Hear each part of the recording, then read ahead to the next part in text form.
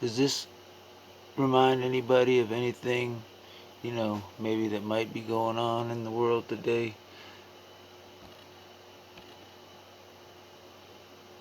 Mr. Jones owned a cotton plantation and many slaves. One day he was talking to the owner of the plantation next to his, and Mr. Jones was lamenting the fact that times were tough. He was having to work his slaves harder than ever, and was having trouble with some of them being disobedient or trying to run away. The other plantation owner said he knew someone who could help. Day 1. One day Mr. Jones called his slaves together so a man named Mr. Smith would talk to them. Before beginning, Mr. Smith whispered to Mr. Jones, "Whatever I say, do not contradict me or interfere, and I promise you your slave troubles will end." "My name is Mr. Smith," he said to the slaves, "and this may be the happiest day of your lives. From today forward, you will no longer be slaves, but free men." Mr. Jones was so shocked he started to step forward, but Mr. Smith gestured for him to remain silent. He did, only because the other plantation owner had spoken so highly of Mr. Smith's skills. "You are no longer the property of Mr. Jones," Mr. Smith continued. "You are free. No more will you be forced to labor for the benefit of Mr. Jones. Now you can work for yourselves." Now the slaves were all murmuring and looking at each other. Many were smiling, many were looking puzzled. "In fact, you are now free to leave the plantation whenever you want," Mr. Smith said. "However, since we are surrounded by other plantations, if you leave, some other plantation owner will likely claim you as his own the moment you set foot on his property. So I urge you not to risk your newfound freedom by doing something so foolish. Instead, I suggest that you stay here, no longer as slaves, but as willing participants and part owners of this plantation. Yes, this is now your plantation." Mr. Jones bit his tongue to keep from objecting.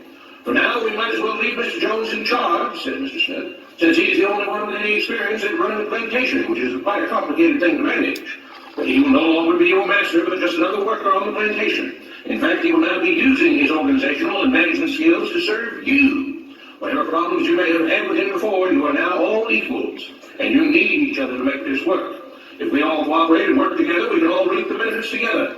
In honor of this happy occasion, I present you this new symbol of togetherness and cooperation, this flag, which shall be the emblem of the new, free Jones plantation." He held up the new flag, but most of those listening were still too amazed to respond. "And this shall be our motto," Mr. Smith announced. "We work together as free men for our mutual benefit, pledging our allegiance to the Jones plantation, which stands for prosperity, liberty, and justice for all. To celebrate, everyone has the rest of the day off. Enjoy your freedom, do as you please, and be back here tomorrow morning, bright and early, so we may begin work on this great and noble new endeavor as equal free men." Finding that Mr. Smith was serious, the former slaves applauded and cheered. Day 2.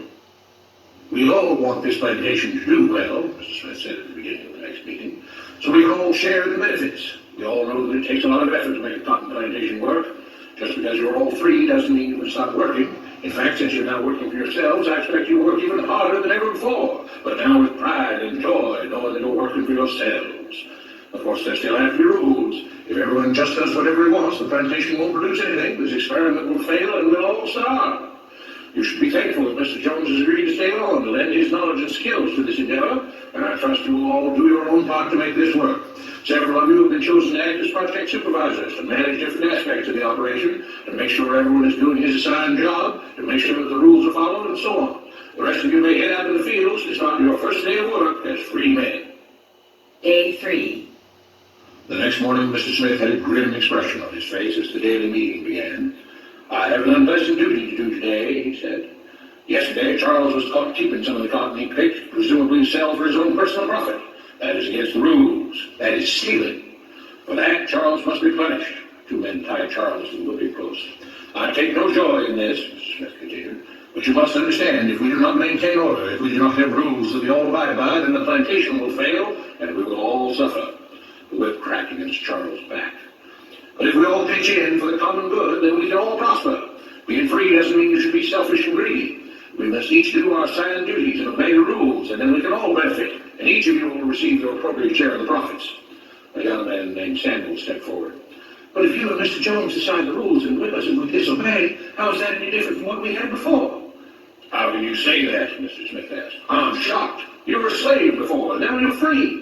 Things still need to be managed and organized by those best qualified to do so. Do you know how to run a plantation, Samuel?" "Well, no," he answered. "But if we're free, why do we get no say in what the rules are and how things work?" "I'm surprised at your ingratitude," Mr. Smith answered. "None of you know how a plantation is run, so you're in no position to be making decisions about how things are done here. You don't seem to appreciate all the things that Mr. Jones provides for you, from protecting you from all the outside threats that you know nothing about, those who would come here, capture and enslave you if not for Mr. Jones' protection, to making sure that you all have food and housing, tools to work with, you are cared for when sick and injured, and so on. There wouldn't be a plantation at all, no cotton to pick, no land to plant and harvest if not for him. You should be grateful that he's made possible enough of comfort you now have. Your lives would be far worse if not for him. Nevertheless, as free and equal participants in this endeavor, from now on at each meeting, any worker may have 2 minutes to ask questions or voice suggestions or complaints. With that, the workers all seemed satisfied and headed out again to the fields to pick the cotton. Day 4. I have a big announcement, Mr. Smith said as the day of the meeting began. Mr. Jones' cousin is here, and not just to visit and see how our project is coming along. It's been decided that from now on, you will be deciding who will manage the plantation. Of course, this job can't be done by just anyone, but every 3 months we will have a special meeting at which all the workers will vote on whether we think Mr. Jones should run the plantation or whether we think his cousin, Mr. Johnson, should run the plantation. That means that ultimately you are in charge because you will be deciding which man you want running things on your behalf. If you don't like the way things are being managed, you now have the power to change it. Amazed and pleased, the workers headed out again to the fields to pick the cotton. Days passed, months passed, a year passed, and the plantation continued to operate as before. Sometimes Mr. Jones was in charge, sometimes Mr. Johnson was in charge, but the day-to-day routine stayed exactly the same.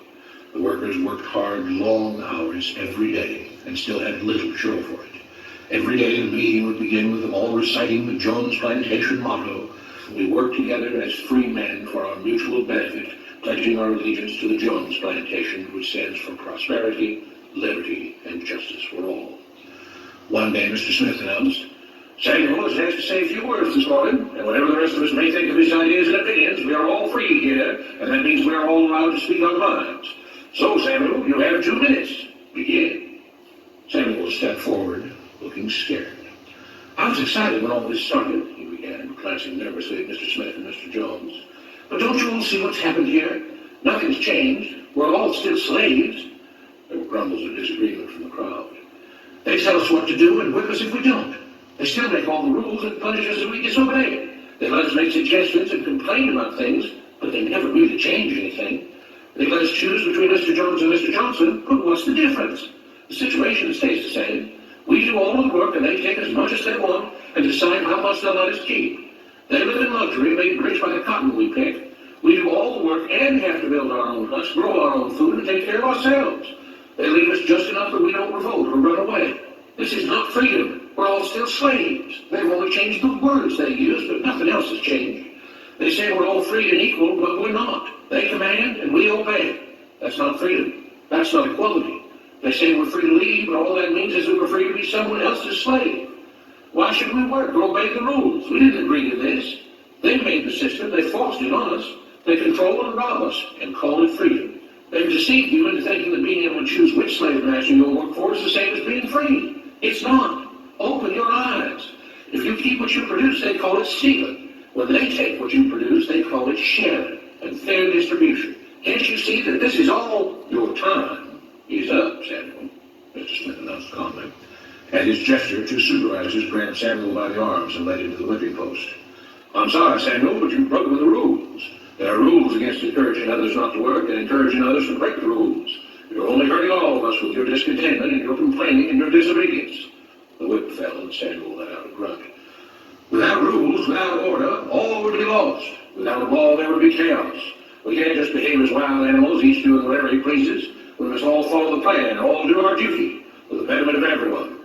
And those who do not must be punished. The whip fell again and blood flowed freely from Samuel's back. Samuel, it is you who are stealing from the others. When you don't do your side of work, you are making more work for others. When you disobey the rules, it is you who are endangering the future of everyone else here. You are the thief. You are the criminal. You are the one trying to destroy the arrangement that keeps us all safe and prosperous. At every lash of the whip, the other workers cheered louder and louder, some yelling curses at Samuel. Being spoiled and selfish, you complain about everything, talking as if you're oppressed. But you are the one ruining things. You are the one keeping us from being all we could be. It is your greed and your rebelliousness that is hurting all of us. They all play by the rules, Mr. Smith said, gesturing at the others. What makes you think that you don't have to? You think you're above the law? There were loud yells of agreement as the whip fell again. We must maintain order, Mr. Smith proclaimed, to make this plantation great, to make it so that we can all be happy and prosperous. To have the society we want, there have to be rules. We all have to contribute our fair share to this great endeavor, and we cannot tolerate actions and attitudes that seek to undermine the amazing things that together as free men we have achieved and will continue to achieve. Mr. Jones was smiling as he gave Mr. Smith a pat on the back. The crowd was cheering so loudly that none of them had noticed that Samuel had died. My son, heretofore you have been taught to act the dissembler. Does that sound a little familiar to anybody? Any of those words they said about the plantation sound familiar to anybody?